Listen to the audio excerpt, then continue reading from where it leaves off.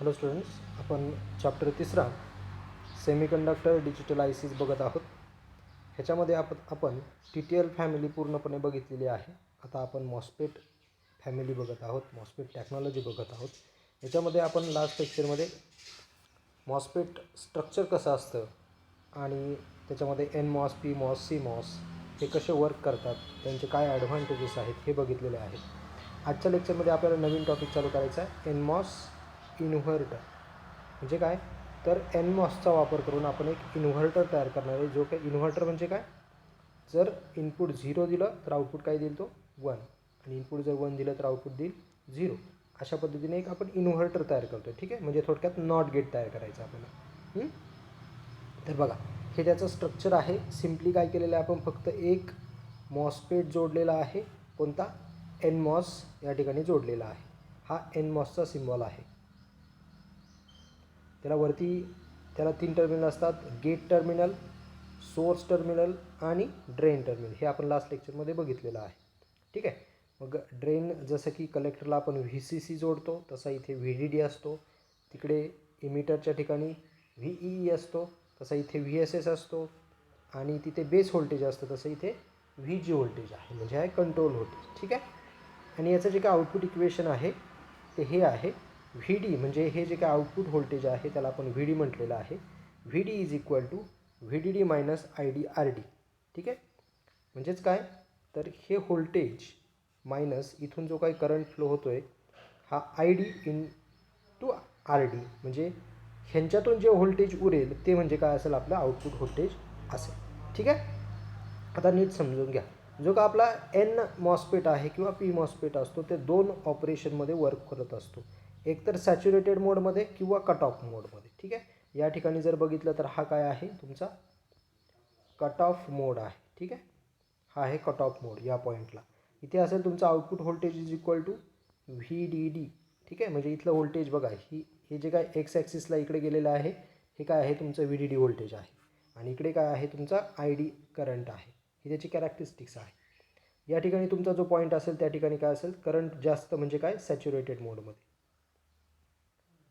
Saturated मोडमध्ये म्हणजे काय, तर त्या ठिकाणी तुमचा स्विच जो आहे, म्हणजे जर ते आपण स्विच म्हणून जर ॲक्ट केला तर तुमचा NMOSFET काय असेल या ठिकाणी, ऑन. ठीक आहे, आणि कट ऑफ म्हणजे काय असेल, तुमचा तो NMOSFET काय असेल, ऑफ. ठीक आहे, ही बेसिक गोष्ट तुम्हाला सगळ्यांना माहिती आहे. ठीक आहे, आणि इथलं व्होल्टेज जे असणार आहे ते काय असणार आहे, 0 व्होल्टेज असणार. ठीक आहे, VD इज इक्वल टू 0. आणि इकडे काय लिहिलं आपण, VD is equal to VDD, म्हणजे व्होल्टेज जास्त असणार आहे मात्र करंट त्याच्यामधून फ्लो होणार नाही. या ठिकाणी करंट कसा असणार आहे, ID हा काय असणार आहे, 0. आणि या ठिकाणी करंट कसा असणार आहे, ID मॅक्झिमम, पण आउटपुट व्होल्टेज कसं असणार आहे, 0. तर हे समजून घ्यायचं आहे, तर आपण त्याचं वर्किंग समजून घेऊयात. बघा, ही कॅरेक्टरिस्टिक्स तुम्हाला समजली. काय सांगितलं याच्यामध्ये, की हा 2 मोडमध्ये वर्क होतो, एक सॅच्युरेटेड मोडमध्ये आणि एक कट ऑफ मोडमध्ये. कट ऑफ मोडमध्ये तो ऑफ असतो NMOSFET, आणि सॅच्युरेटेड मोडमध्ये तो काय असतो, ऑन असतो. ठीक आहे, आता हे आउटपुट व्होल्टेज कसं येतं, काय येतं ते आपण इथं बघणार आहे. बघा, हे इक्वेशन तुमच्या लक्षात आलं असेल. हे इक्वेशन महत्त्वाचं आहे, कारण याच्यामध्येच आपल्याला व्हॅल्यू टाकायची. आता समजा जर मॉस्फेट, कालच्या लेक्चरमध्ये आपण NMOSFET समजून घेतला होता, की NMOSFETला जर ऑन करायचं असेल तर काय द्यावं लागतं, व्होल्टेज 0. आपण पहिली केस घेऊयात, की समजा पहिली केस VG इज इक्वल टू काय असेल, समजा जर 0 व्होल्टेज असेल तर काय होईल, जर 0 व्होल्टेज असेल तर मॉस्फेट काय होईल तुमचा, ऑन की ऑफ, तुमचा मॉस्फेट काय होईल, ऑफ. ठीक आहे, म्हणजे तो कशात असणार आहे, कट ऑफ. मग NMOSFET काय झाला, ऑफ. तो कुठं असणार आहे, कट ऑफमध्ये असणार आहे. आणि जर तो ऑफ असेल, ठीक आहे, हा जर ऑफ असेल म्हणजे इथे ॲक्टचं काय, ओपन स्विच असेल तर करंट जो आहे तो पॉझिटिव्हकडून निगेटिव्हकडे येईल का, इथून इकडे करंट खाली येईल का, नाही येणार, कारण इथे काय आहे, ओपन स्विच आहे. आणि त्याच्यामुळे तुमचा करंट काय असणार आहे, 0 असणार आहे. मग हे आपलं इक्वेशन काय आहे, VD is equal to VD minus IDRD. Equation टाका, VD is equal to VDD minus IDRD. पण याच्यामधला ID जो आहे तो काय आहे, 0 आहे. Therefore VD is equal to VDD minus 0 into R D. Answer काय येईल? V T D. ठीक आहे, म्हणजे तुमचं आउटपुट व्होल्टेज काय भेटलं? व्ही डी डी भेटलं. व्ही डी डी म्हणजे काय? High voltage, right. म्हणजे तुमचं आउटपुट व्होल्टेज काय भेटलं? 1 भेटलं. केव्हा? ज्यावेळेस तुम्ही काय दिलं होतं? इनपुट 0 दिलं होतं त्यावेळेस. म्हणजे या ठिकाणी एन मॉस्फेट कसलं काम करतो आहे? इन्व्हर्जनचं काम करत आहे. समजले सगळ्यांना? आता दुसरी केस लगेच समजेल तुम्हाला. दुसऱ्या केसमध्ये काय आहे? समजा जर input voltage V G is equal to, V G म्हणजे गेट व्होल्टेज, जर तुम्ही काय दिलं? 1 दिलं तर काय होईल बघा. तर मॉस्फेट काय होईल रे? एन मॉस्फेट काय होतो? कालच्या लेक्चरनुसार मॉस्फेट तुमचा होतो ऑन. कारण का? सगळे जे काही इलेक्ट्रॉन्स आहेत ते इलेक्ट्रॉन्स ह्या प्लसकडे खेचले जातात, कारण हाय व्होल्टेज दिले तुम्ही, बरोबर. ॲट्रॅक्शन होतं इलेक्ट्रॉनचं, त्या ठिकाणी इन्व्हर्जन लेअर तयार होतो आणि इन्व्हर्जन लेअरमधून काय होतं? करंट फ्लो होतो. आपण ते काल बघितलं होतं. ठीक आहे, त्यानुसार एन मॉस काय झालं तुमचा? ऑन. जरी एन मॉस ऑन होतोय तो इट ॲक्टचं काय होईल आता? Close switch. ठीक आहे, या ठिकाणी आता तो काय झाला? क्लोज स्विच म्हणून वर्क झाला. आता तो जर क्लोज स्विच म्हणून वर्क होईल त्याचे या ठिकाणून करंट फ्लो व्हायला सुरुवात होईल की नाही? आता होईल. मग आता जर करंट फ्लो होतोय म्हणजे आय डी आर डीची व्हॅल्यू कशी असणार आहे? आय डीचा करंट कसा असणार आहे? जास्त असणार, बरोबर. चला मग आपण परत एकदा इक्वेशनमध्ये व्हॅल्यू टाकूयात.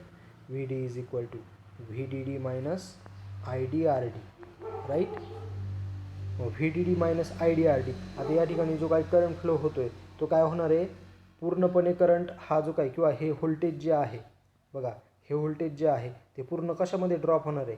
ते आर डीमध्ये ड्रॉप होणार आहे. म्हणजे या ठिकाणी आय डी आर डी म्हणजे इथलं जे व्होल्टेज आहे, voltage across R D, I D into I into R म्हणजेच काय असतं रे? Voltage by the Ohm's law, बरोबर. या ठिकाणी जो काही करंट फ्लो होतो आहे तो पूर्णपणे कोणामध्ये फ्लो होणार आहे? फक्त आर डीमध्येच फ्लो होणार आहे. कारण बघा सर्किटमध्ये जर नीट बघितलं तर इथं खाली कोणता रेजिस्टन्स दिसतोय का तुम्हाला? कोणताच रेजिस्टन्स दिसत नाही. म्हणजे सगळा करंट कोणाच्या अक्रॉस जाणार आहे? ह्या रेजिस्टरच्या अक्रॉस. आणि डायरेक्टली खाली तो काय होतो आहे? निगेटिव्हपर्यंत फ्लो होतो. म्हणजे सगळा व्होल्टेज कशामध्ये ड्रॉप होतं? ह्या रेजिस्टन्समध्ये. म्हणजेच काय आपण असं म्हणू शकतो, या ठिकाणी आपण असं म्हणू शकतो की I D R D is equal to V D D. म्हणजेच काय? ह्यांचं जे काय व्होल्टेज आहे, जे काय करंट आणि रेजिस्टन्सचं व्होल्टेज आहे आय डी आर डीचं, ते म्हणजे काय असणार आहे? व्ही डी डी एवढं असणार आहे. म्हणजेच आपण असं इथे म्हणू शकतो V D D minus V D D, बरोबर. उत्तर काय येणार आहे तुमचं? 0. ठीक आहे. केव्हा? हे काय भेटलं तुमचं? Output voltage. कुठं भेटलं तुम्हाला? डायग्राममध्ये बघा, आउटपुट व्होल्टेज कुठं भेटतं आहे? या पॉईंटला, राईट. व्ही डी डी किंवा व्ही डी, व्ही डीच्या जागेवर. म्हणजेच तुमचं आउटपुट व्होल्टेज व्ही डी किंवा व्ही ओ काय असणार आहे? 0 असणार आहे. केव्हा? ज्यावेळेस तुमचं इनपुट व्होल्टेज काय होतं? 1 होतं तेव्हा. समजलं आहे सगळ्यांना? अशा प्रकारे त्यांनी दोन्ही ठिकाणी वर्किंग करून दाखवलं आहे की बाबा जर तुम्ही इनपुट व्होल्टेज 0 दिलं तर तुम्हाला आउटपुट व्होल्टेज 1 भेटणार आहे, आणि जर 1 दिलं तर आउटपुट व्होल्टेज 0 भेटणार आहे. अशा पद्धतीने तो काय करतो? इन्व्हर्जन करतो. ठीक आहे.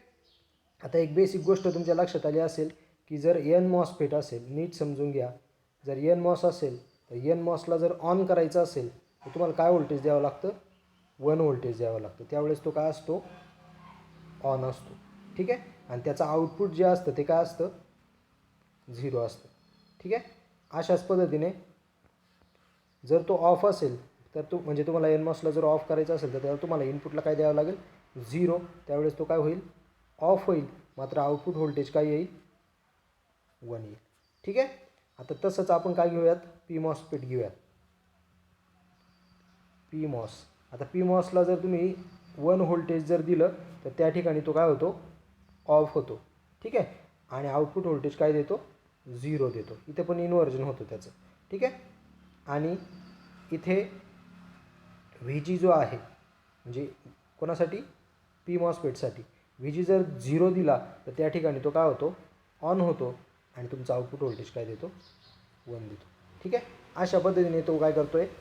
वर्किंग करत असतो.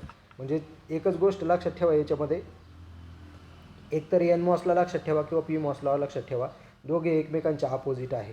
एन मॉसच लक्षात ठेवा कारण त्याचं स्ट्रक्चर आपण बघितलेलं आहे, बरोबर. V G is equal to जर म्हणजे त्याला ऑन करायचं असेल तर 1 द्यावा लागेल आणि ऑफ करायचं असेल तर 0 द्यावा लागेल. ठीक आहे. याच्या अपोजिट कोण आहे? तर तुमचा पी मॉसफेट आहे. ठीक आहे. समजलं इथपर्यंत सगळ्यांना? ठीक आहे. आणि याच्यानंतरच आपण जो पुढचा टॉपिक बघणार आहे, कारण त्या ठिकाणी आपण एन मॉस आणि पी मॉस या दोघांचा उपयोग करणार आहे आणि सी मॉसफेट तयार करणार आहे. आणि तेच पुढचा जो टॉपिक आहे तो आहे C MOS inverter. C MOS inverter. आता हा जो काही सी मॉस इन्व्हर्टर आहे बघा, तर हा सी मॉस इन्व्हर्टर कसा तयार होतो, तर पी मॉस आणि एन मॉस दोघांचा वापर करायचा आपल्याला या ठिकाणी. पी मॉस आणि एन मॉस. ठीक आहे. कारण त्याचा फुल फॉर्मच काय आहे, कॉम्प्लिमेंटरी मॉसफेट.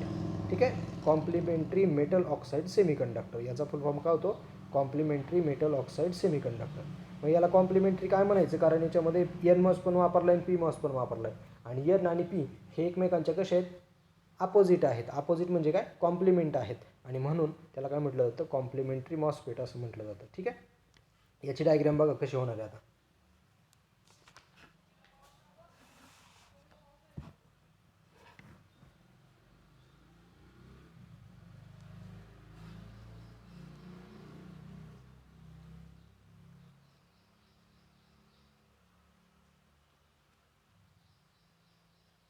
हा या ठिकाणी काय आहे, पहिला Q1 जो की आहे पी मॉसफेट. पी मॉसफेटचा सिम्बॉल बघा. एन मॉसफेटचा सिम्बॉल काढल्यानंतर तुमच्या लगेच लक्षात येईल की पी आणि एनमध्ये काय फरक आहे. हा जो पहिला काढलेला आहे हा आहे Q1. हा काय आहे तुमचा पी मॉस. ठीक आहे. आणि एन मॉस कसा असतो, डायरेक्शन बघा फक्त, याची डायरेक्शन इन आहे आणि पीची मॉसफेटची डायरेक्शन कशी आहे, आउट आहे.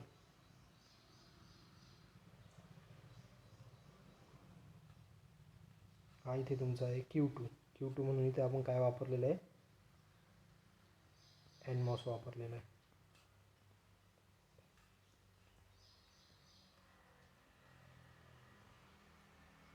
हे तुमचं दोघांचं एकत्रित इनपुट असणार आहे व्हीची, बरोबर. जे की आपण पी मॉसफेटला पण तेच दिलेलं आहे इनपुट, डिस्ट्रीब्यूट करून दिलेलं आहे इनपुट. ठीक आहे. इथून आपण दोघांना पण दिलेलं आहे, इकडं पण दिलेलं आहे आणि इकडं पण दिलेलं आहे. नीट समजून घ्या. ठीक आहे. ही तुमची डायग्राम तयार झाली आणि इथे तुमचं काय असणार आहे, आउटपुट असणार आहे वाय. ठीक आहे. इकडे काय असणार आहे, व्ही डी डी, कारण ड्रेन तिकडं जोडला आहे, आणि इकडे असणार आहे व्ही एस एस. ठीक आहे. आता फक्त कोण ऑन होतो आहे आणि कोण ऑफ होतो आहे एवढं समजून घ्यायचं आहे. नीट समजून घ्या. बघा आता बघा, सीमॉस इन्व्हर्टर आहे म्हणजे इनपुट तुम्ही काय द्याल, 0 दिलं तर 1 भेटेल आणि 1 दिलं तर 0 भेटेल. कसं बघा, व्ही जी जर तुमचा 0 असेल, ठीक आहे, याच्या अगोदर आपल्याला कन्स्ट्रक्शन सांगायचं आहे. तर कन्स्ट्रक्शन काय सांगणार, सीमॉस इन्व्हर्टरची डायग्राममध्ये दाखवल्याप्रमाणे आहे. त्यामध्ये आपण Q1 आणि Q2 असे 2 मॉसफेट्स वापरलेले आहेत. ठीक आहे. तर Q1 म्हणजे हा पी मॉसफेट आहे आणि Q2 हा तुमचा एन मॉसफेट आहे. आणि या दोघांना एकत्रित इनपुट दिलेलं आहे. वाय हे तुमचं आउटपुट आहे. एवढं तुम्ही त्याचं कन्स्ट्रक्शन सांगणार. आता त्याचं वर्किंगमध्ये काय सांगणार, when V G is equal to 0. जर व्ही जी 0 असेल, आता मला सांगा व्ही जी जर 0 असेल तर एन मॉस किंवा पी मॉस दोघांपैकी कोणता ऑन होईल. बघा 0 आहे, राईट.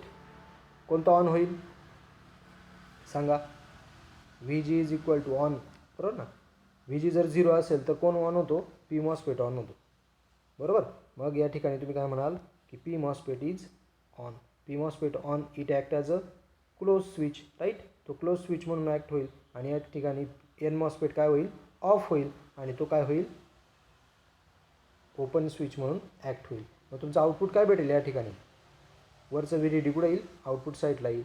म्हणजेच आउटपुटला भेटेल तुम्हाला Y is equal to V D D. V D D म्हणजे काय रे, 1. किंवा इनपुट दिलं आहे 1, त्यावेळेस आउटपुट दिलं 0. समजलं आहे सगळ्यांना. इनपुट 0 दिल्यानंतर आउटपुट काय भेटलं तुम्हाला, 1. कसं, कारण पी मॉसफेट तुमचं ऑन झाला, it act as a close switch. त्याच्यामुळे वरचा व्ही डी डी कुठं आला, आउटपुट साईडला आला. आणि खालचा जो काही एन मॉसफेट आहे तो एन मॉसफेट काय झाला, ऑफ, ओपन स्विच झाल्यामुळे खालचा व्ही एस एस काय वरती जाऊ शकत नाही. मात्र मग काय येईल, व्ही डी डी कुठं येईल, आउटपुट साईडला येईल. समजलं सगळ्यांना. झालं त्याचं पहिलं टेक्निक. मी सगळं परत अंडू करतो.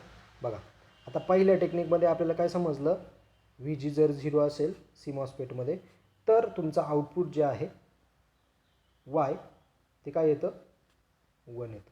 ठीक आहे. इन सेकंड केस, आता सेकंड केसमध्ये जर आपण काय घेतलं, इनपुट व्होल्टेज जर 1 घेतलं, व्ही जी जर 1 घेतलं, गेट व्होल्टेज जर 1 घेतलं, तर काय होईल, ते दोघांना डिस्ट्रीब्यूट करून जाईल. इकडे पण जाईल, इकडे पण जाईल, राईट. जर पी मॉस्फेट 1 असेल तर तो काय होतो, ऑफ होतो. मगाच्या याच्यानुसार आपण बघा लिहिलेले बरोबर. इथे पी तुमचा जर 1 असेल तर तो काय होतो, ऑफ होतो. आणि जर एन मॉस्फेट 1 असेल तर तो काय होतो, ऑन होतो. ठीक आहे. हा झाला on an MOSFET, it act as a close switch. आणि या ठिकाणी हा काय झाला, ओपन स्विच. त्याच्यामुळे आता वरचं VDD खाली येईल का, तर नाही येणार. ठीक आहे. मग काय होईल, खालचं VSS कुठं जाईल, आउटपुट साईडला जाईल. म्हणजेच आउटपुटला काय भेटेल, -VE, म्हणजेच काय, 0 व्होल्टेज.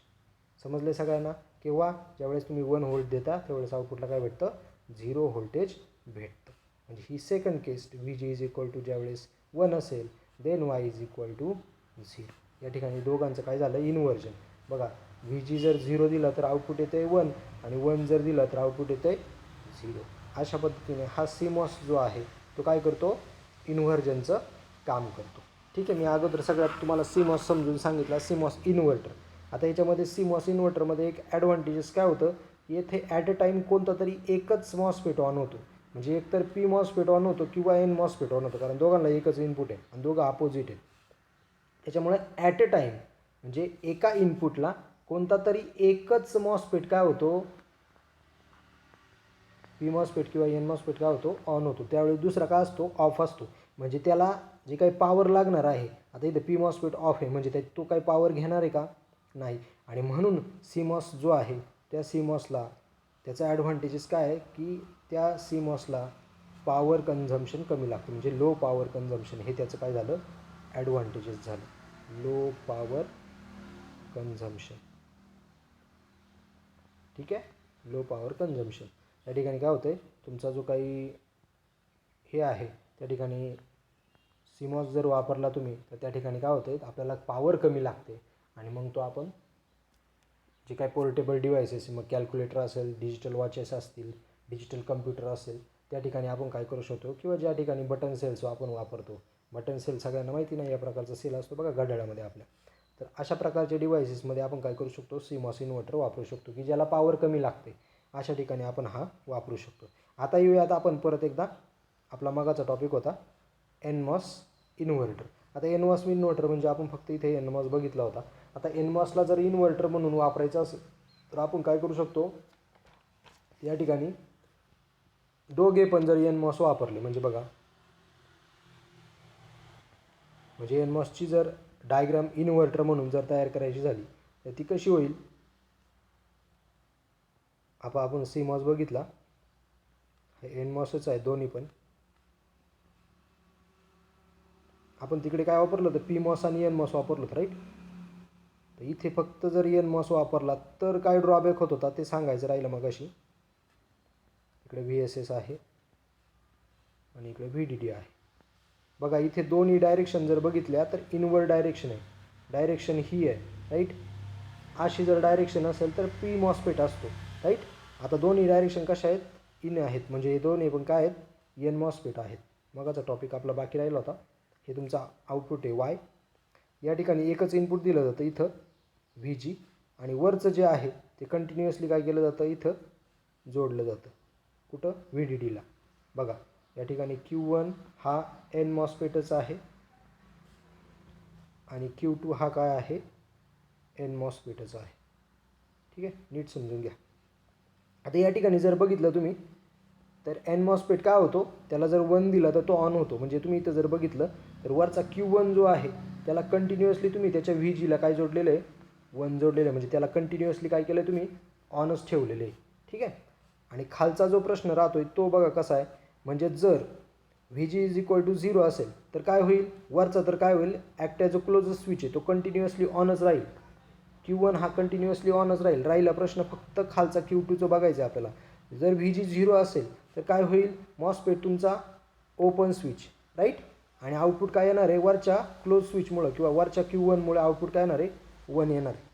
ही बेसिक पहिली गोष्ट समजली, म्हणजे तुमचं इन्व्हर्जन झालेलं आहे या ठिकाणी. आता दुसरी केस, की समजा जर तुमचं आउटपुट काय असेल, इनपुट काय असेल, 1 असेल, VG इज इक्वल टू 1 असेल तर काय होईल, तर तुमचा एन मॉस्फेट काय होईल, आता खालचा Q2 काय होईल, क्लोज स्विच म्हणून ऑन होईल, राईट. तो ऑन झाला, क्लोज स्विच म्हणून ॲक्ट झाला.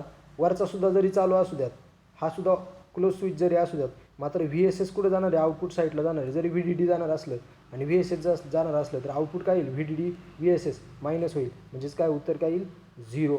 1 इनपुट दिल्यानंतर आउटपुट काय येतं 0. बरोबर. हा ही एक इन्व्हर्जन आहे किंवा इन्व्हर्टर आहे. कोणता आहे हा, NMOS इन्व्हर्टर आहे, NMOS इन्व्हर्टर. मात्र बघा जर आपण CMOS इन्व्हर्टर आणि NMOS इन्व्हर्टर या दोघांमध्ये जर कंपॅरिझन केली तर याच्यामध्ये मी मागाशी सांगितलं तसं कोणता तरी एकच मॉसफेट काय असतो ऑन असतो, एकतर P मॉसफेट ऑन असतो किंवा N मॉसफेट ऑन असतो. पण N मॉसफेटमध्ये जर बघितलं, ठीक आहे, C मॉसफेट आणि N मॉसफेटची कंपॅरिझन करतोय आपण. N मॉसफेटमध्ये जर बघितलं तुम्ही तर या ठिकाणी ॲट अ टाईम काय होतात, एकतर वरचा मॉसफेट हा ऑनच असतो कंटिन्युअसली, म्हणजे त्याला पॉवर कंटिन्युअसली लागणारच आहे. आणि जर खालचा पण ज्यावेळेस ऑन होतो आहे त्यावेळेस दोघांना पॉवर लागते. म्हणजे as compare to CMOS, NMOS जो इन्व्हर्टर आहे त्याला काय लागते, हाय पॉवर लागते. बरोबर. म्हणजे याच्यामध्ये जी काय पॉवर जास्त लागणार आहे, म्हणजे ॲट अ टाईम 2 मॉसफेट चालू करायचे आणि 1 मॉसफेट चालू करणार आहे. बरोबर. ज्या ठिकाणी एकच मॉसफेट ऑन असतो त्या ठिकाणी तुम्ही काय म्हणू शकता, त्याला काय लागते, लो पॉवर लागते. आणि याला कंटिन्युअसली कधी कधी 2 मॉसफेट ऑन होतात आणि कधी एकच मॉसफेट कंटिन्युअसली ऑन असतो. त्यामुळे या ठिकाणी NMOS इन्व्हर्टरला काय लागते, जास्त पॉवर लागते, हाय पॉवर लागते. आणि म्हणून आपण ऑप्शन जो ठेवलेला आहे नेक्स्ट की CMOS इन्व्हर्टर हा काय आहे, बेस्ट आहे इन्व्हर्टरमध्ये. समजले सगळ्यांना. म्हणजे आपण जे काही CMOSचा उपयोग करून P आणि N या दोन्ही गोष्टींचा उपयोग जर केला कोणत्याही गेट बनवण्यासाठी, आता जसं की आपल्याला लॉजिक गेट्स आहेत, आपण TTL NAND बघितला, म्हणजे काय ट्रान्झिस्टर NAND, म्हणजे ट्रान्झिस्टरचा वापर करून आपण NAND बनवला, ट्रान्झिस्टरचा वापर करून आपण NOR बनवला, राईट. तर ह्या गोष्टी आपण शिकलो. तसंच आपल्याला CMOSचा वापर करून MOS NAND किंवा CMOS NAND आणि CMOS NOR, ठीक आहे, ठीक आहे, CMOS NAND आणि CMOS NOR हे टॉपिक बघायचे आहेत. म्हणजेच काय, मॉसफेटचा वापर करून किंवा मॉसफेट टेक्नॉलॉजीचा वापर करून आपण गेट तयार करू शकतो. मग तो आपण फक्त याच्यामध्ये युनिव्हर्सलच गेट घेतलेले आहेत, NAND आणि NOR. बाकीचे अँड ऑर हे काही गेट घेतलेले नाही, कारण युनिव्हर्सल गेट घेतले की आपण असं म्हणतो की सगळेच गेट आपण तयार करू शकतो, राईट. म्हणून आपण वरच्या बाजूला सुद्धा TTL फॅमिलीचा वापर करून आपण हे 2 गेट बनवले होते आणि या ठिकाणी CMOSचा वापर करून आपण या ठिकाणी हे 2 गेट तयार करणार आहोत. आणि त्याच्यामध्ये आपण काय यूज करतो आहे, NMOS नाही, PMOS नाही, दोघांचा वापर करतो आहे. म्हणजेच काय, CMOS जे काही कॉम्प्लिमेंटरी मॉसफेट आहे त्याचा वापर करून आपण हे काही लॉजिक गेट्स तयार करणार आहोत. समजले सगळ्यांना. नेक्स्ट लेक्चरमध्ये आपण CMOS NAND आणि CMOS NOR हे दोनही टॉपिक बघणार आहोत, ठीक आहे.